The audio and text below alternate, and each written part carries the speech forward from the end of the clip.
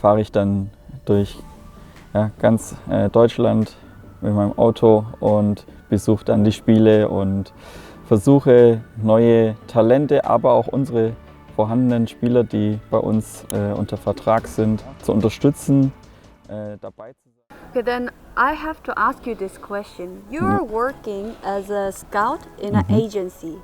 People mostly think of scouts, when you say scout, as a club scout. But then what's the difference between club scouts and agency scouts?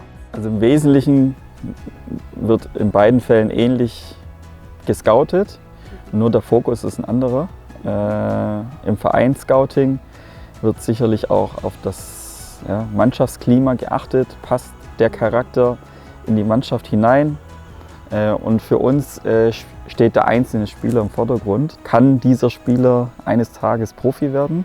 Weil am Ende des Tages ist es für uns auch wichtig, mit diesem Spieler auch Geld zu verdienen, um das einfach mal zu nennen. Und das ist ein wesentlicher Aspekt für uns. Sehen wir dieses Potenzial? Investieren wir in diesen jungen Spieler? Weil am Anfang ist es ein Investment von unserer Seite, in dem wir viel Zeit, viel Ressourcen investieren. Und das abzuschätzen, das ist die große Herausforderung, weil am Ende des Tages kann man es nie hundertprozentig sagen. Then what's the difference between European youth players or even professional players and Asian players? Ich würde sagen, da gibt es keinen großen Unterschied. Ich denke, wenn einer Talent hat, dann hat er Talent.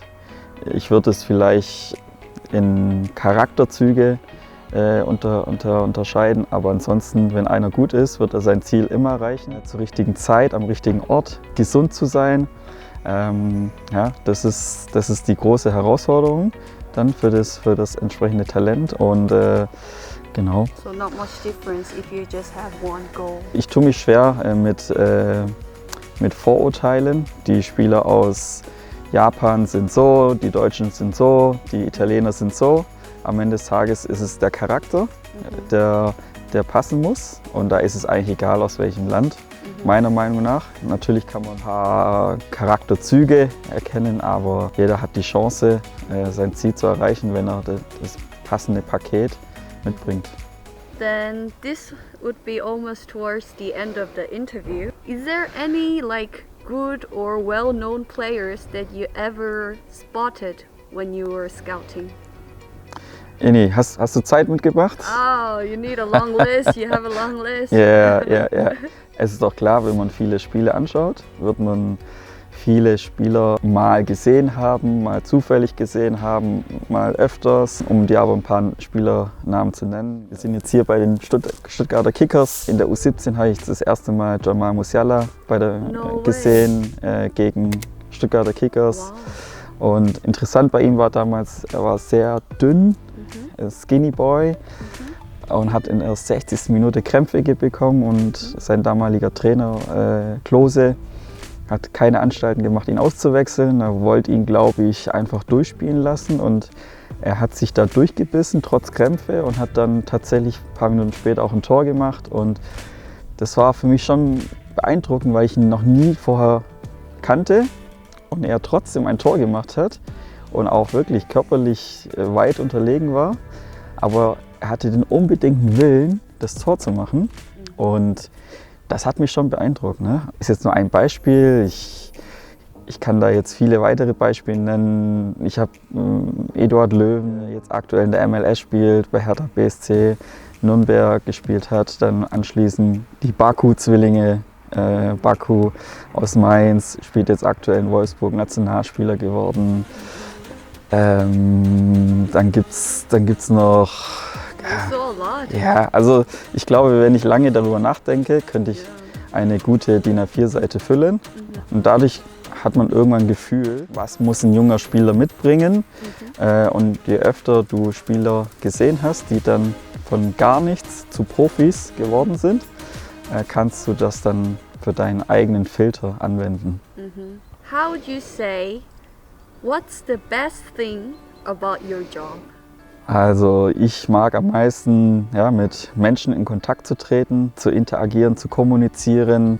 Vor allem, wenn sie dann auch noch ein Ziel haben, wo ich helfen kann. Das ist so wo mich auch als Typ gut beschreibt. Ja? Und ich weiß, der Weg ist nicht einfach, den die jungen Menschen gehen möchten. Und ich möchte da helfen mit einem guten Team um mich herum, weil ich alleine kann das nicht machen. Ich habe ein gutes Team um mich herum und deswegen würde ich das so in ein paar Sätzen so beschreiben. And is it not also one of your good things about your job that you get to see the matches often? Ich würde schon beschreiben, dass es schon was Schönes ist, die Spiele anzuschauen. Ich würde mich auch als ein bisschen positiv verrückten Fußballfreak beschreiben, der viele Spiele anschaut. Ich gehe auch gerne alleine hin, um auch selber die Spiele, die Spieler, auch neue Trainer zu entdecken während des Spiels. Und ja, ist eine schöne Sache natürlich, an der frischen Luft. Yeah, ja, also, always in the good weather, genau, in richtig, the green grass. Richtig, genau. Ich bin sehr glücklich und ich weiß es sehr zu schätzen, wo ich jetzt gerade bin. Es ist einfach ein Zustand, den ich mag und ich denke, wenn man das mit Leidenschaft macht, wie ich vorhin auch gesagt hatte, wird man eines Tages in einem Beruf landen, wo der Beruf einen gefunden hat und nicht umgekehrt.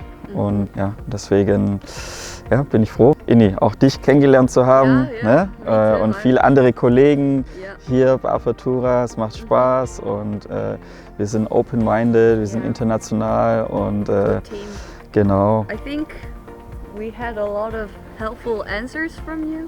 I hope a lot of subscribers and new viewers find our interview interesting.